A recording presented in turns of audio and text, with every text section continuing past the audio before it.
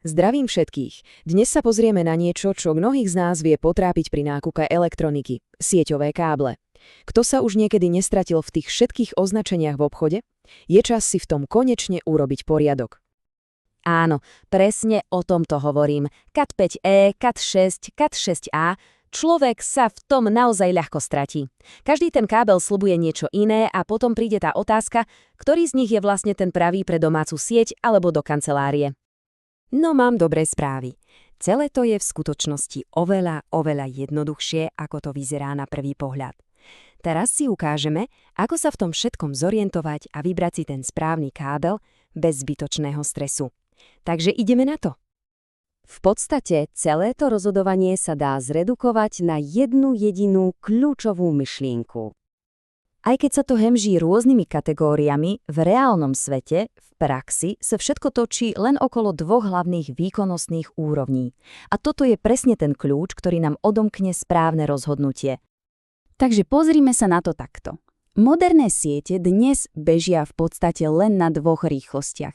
Bude to 1 gigabit za sekundu alebo 10 gigabitov za sekundu. A to je super správa, pretože to znamená, že pri výbere kábla stačí premýšľať len nad týmito dvoma scenármi. Všetko ostatné potom do seba pekne zapadne. Začnime teda tou prvou a povedzme si úprimne najbežnejšou voľbou. A to je kábel kategórie 6, známy ako Cat 6. Cat 6 je taký ten pracant. Je navrhnutý presne na to, aby zvládol rýchlosť 1 gigabit za sekundu a to na poriadnu vzdialenosť až 100 metrov.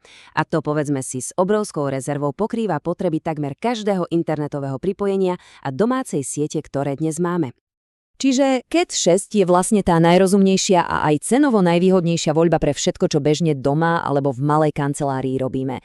Či už je to surfovanie po internete, streamovanie filmov v 4K, hranie online hier, na toto všetko je Cat 6 ako stvorený. Poskytne spoľahlivý výkon bez akýchkoľvek problémov. Ale čo ak sú požiadavky vyššie? Alebo ak sa chce niekto pripraviť na technológie, ktoré ešte len prídu? No, v tom prípade nastupuje na scénu jeho silnejší brat, kategória 6A.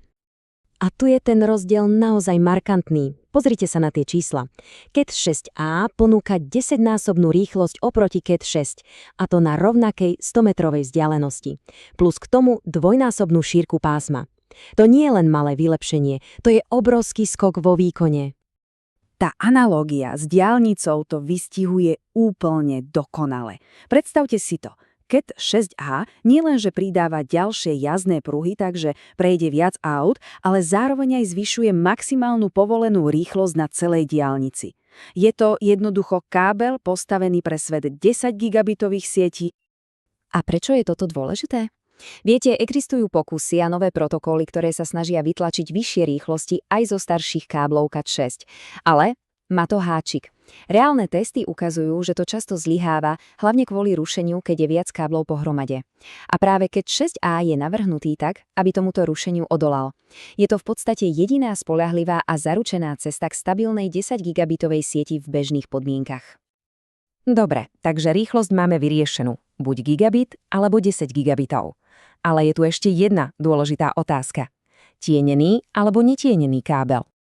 Na jednej strane máme netienené káble, označené ako UTP. To sú tie bežnejšie, ohybnejšie a samozrejme lacnejšie. Na druhej strane sú tienené káble STP. Tie majú navyše ochrannú vrstvu, taký štít, ktorá chráni signál pred vonkajším rušením. Sú ale logicky drahšie a aj o niečo tužšie. Takže ktorý z nich si vybrať? No, odpoveď je celkom jednoduchá a závisí od jednej veci. Od prostredia, kde ten kábel bude.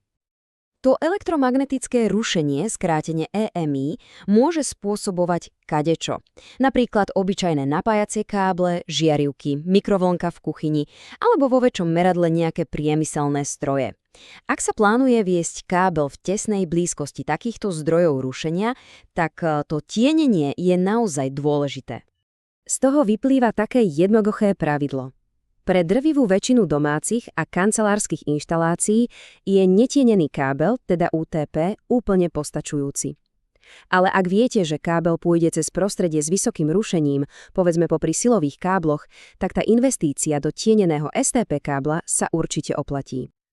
Dobre, a aby bol obraz úplný, Poďme sa ešte na chvíľočku pozrieť na kategórie, ktoré sú nad Cat 6a. Hovorím o Cat 7 a Cat 8. Keď sa pozrieme na tabuľky, tie špecifikácie vyzerajú naozaj pôsobivo. Obrovská šírka pásma, rýchlosti až do 40 gigabitov za sekundu. Človek by si povedal, že to je jasná voľba. Lenže pre bežné použitie to má niekoľko dosť podstatných háčikov.